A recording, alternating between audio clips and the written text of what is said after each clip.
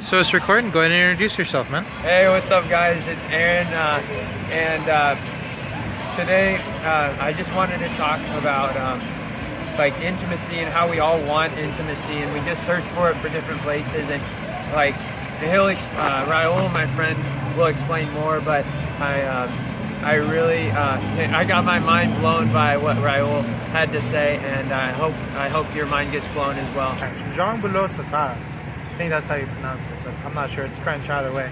I studied philosophy under her for many weeks, and it was wonderful. Did get my certificate. That was nice. I also studied theology. I did that self-taught. You know, a lot of things you can learn when you teach yourself. I'm not quite as proficient in theology as I used to be when I was heavily practicing, but now I'm just laid back in my practice inside of it. So. Other than that, yeah, that's essentially what I have. So, yeah. So Aaron wanted to interview me today because I was speaking about some of the things I learned on the way when we were driving a street preach. So, yeah, Aaron, if you have any questions, go ahead and shoot, man. Yeah, man. Do you think everybody feels some sort of emptiness, some sort of loneliness, if they don't have like true close friends, for example? Or yeah, everyone does. Yeah. So you know, it happens to everyone. I mean, for example, you know, just look at people who are artistic. You know, they act out here and there. You know, they really can't help it. But you know, I have a friend I still have a friend who's autistic.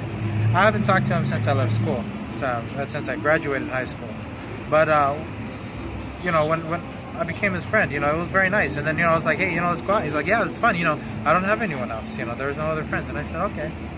You know, that was one thing. And then, you know, talk to other people. It's very interesting if you just be quiet, just shut up and just listen to what people have to say. It's very intriguing. So, you know, a lot of things that I learned is that, you know, people, if you don't have a friend, then, you know, you have to harden yourself. You know, hard environment makes hard people. Soft environment makes soft people. You know, it's one of the things I learned. If you look at Tupac, for example, you know, he was still quote unquote hard, but he wasn't, you know, we're not talking about hit him up, you know. That didn't come after until after he came out of prison. So, you know, that prison made him hard. Hard environment makes hard people. So it was definitely an intriguing thing.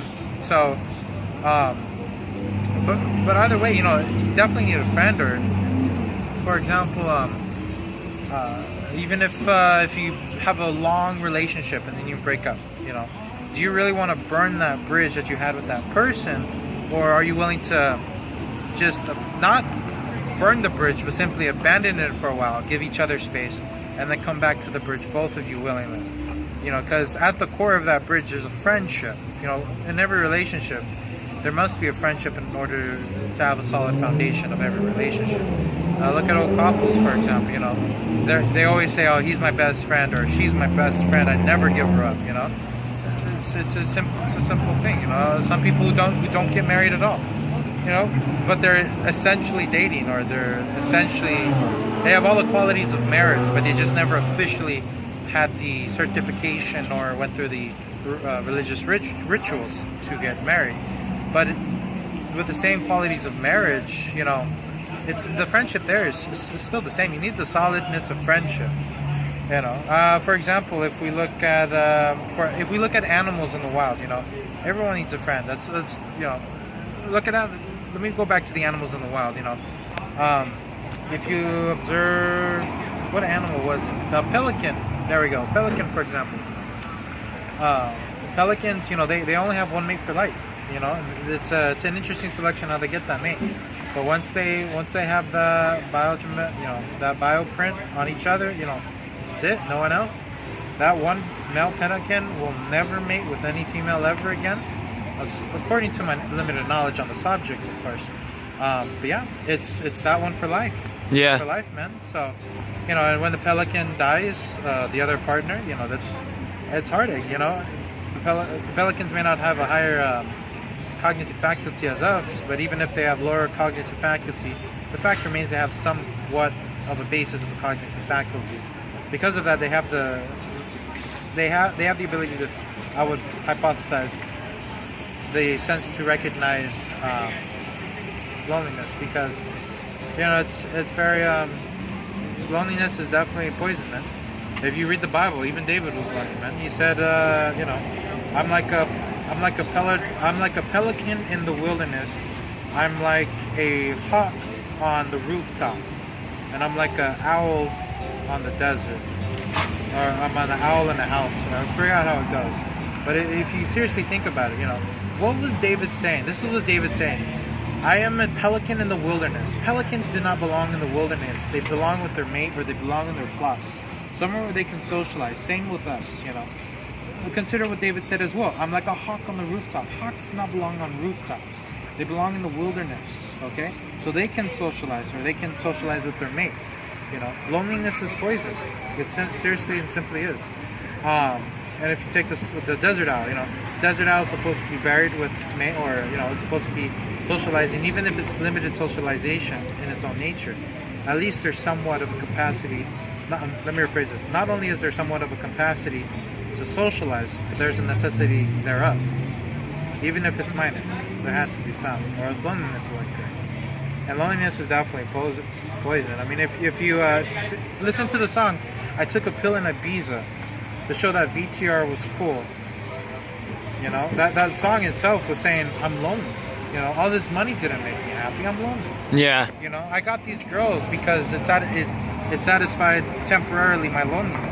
But because I refused to latch on, you know, I cut them off in the morning and blame it on work, or I forgot how the song goes.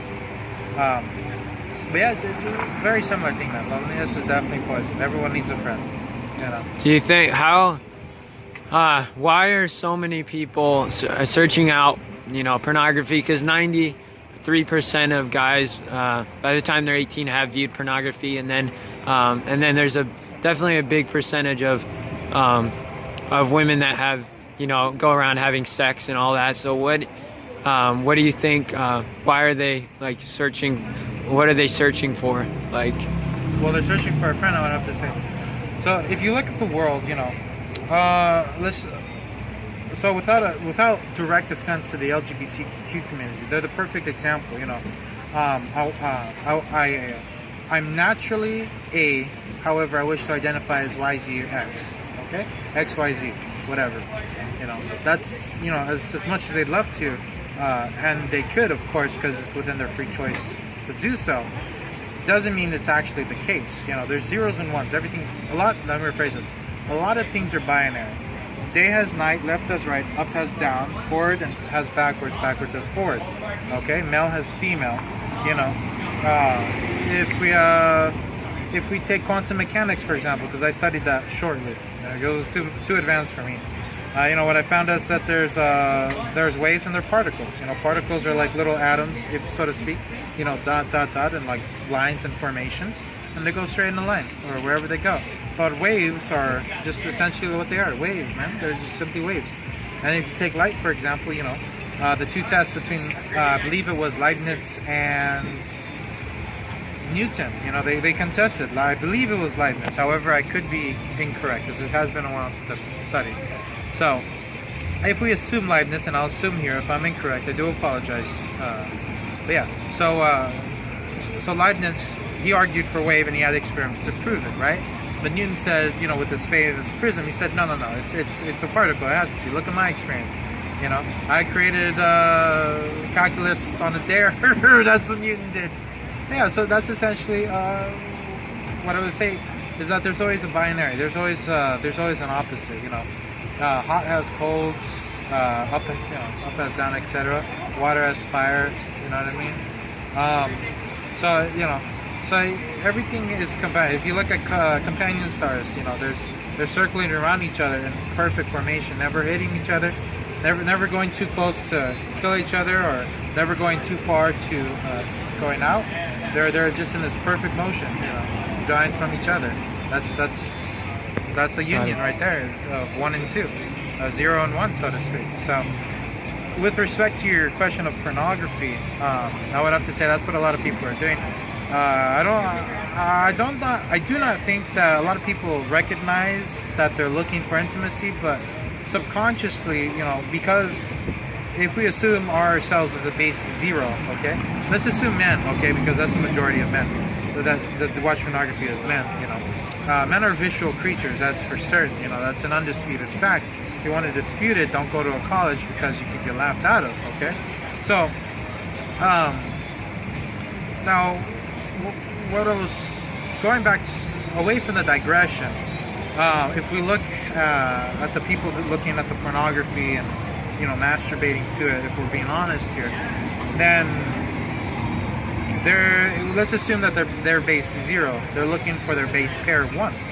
Okay, it's just, you know, it's consciously they require a friend, or they want a friend, or if they are with one in a relationship, they find insufficient satisfactory within that relationship, and thus must switch the point, okay, in order to satisfy that innate desire, okay, sexual or not, because some things may not intentionally or initially be sexual, but may eventually lead to it. However, I don't think it, in all cases, it certainly shall. I don't think in all cases, no.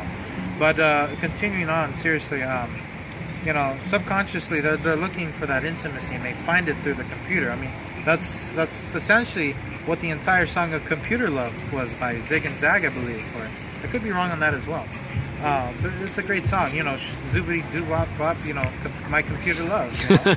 Seriously, it's a good song. I love that until I figured out what it actually meant. You know, you know, porn is definitely people call it destructive, but the reason it doesn't feel so destructive is because the question arises subconsciously, is like, how could this be destructive? If this is satisfying if I have an insufficient satisfactory, and this is the point, and porn fills the rest, how could that possibly be bad? Well, I think what most people realize is that it's bad because everything has a standard. You know, we can't judge left and right unless we have an idea of what center is. So, you know, it is outside of the norm for people to be obsessively watching porn. Definitely that is the case a lot with, especially in first class world. Yeah, first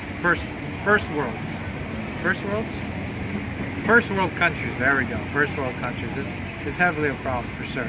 I mean, if you look at the rape culture in one of the European countries, I mean, for the rape rise to dramatically increase, it's like, okay, well, what's the cause of that? What's one of the main causes? Because there are always multiple factors in everything. One of the main causes is that the lack of physical connection, the lack of actually talking to another person, sitting down here and I, like you and I are doing, you know? Yeah. When you invited me here to talk. So, you know, not a lot of people are doing that. So, especially guys, college students, you know, they're raping college girls and other decent women on the streets. You know, it's, you know, obviously it'll never be solved. I mean, if you look at Napoleon, even Napoleon said, you know, I will never ever stomp out prostitution, because if it were, then desperate men would be attacking decent women on the streets. And that's certainly the case in a European country, which I'll leave unspoken, not because I don't, no, actually it's because I don't know. I don't remember the name, but it's a very specific European country. Otherwise, we're just all looking for that, and we're all looking for that gap to fill up, to satisfy us, yeah, emotionally, yeah, which is connected physically. So I definitely think that would be a thing. Yeah, that would be one of my answers. Yeah. Thanks so much, bro. Yeah, thank you so much for watching. God bless. I hope that was enlightening, encouraging, and have a great day.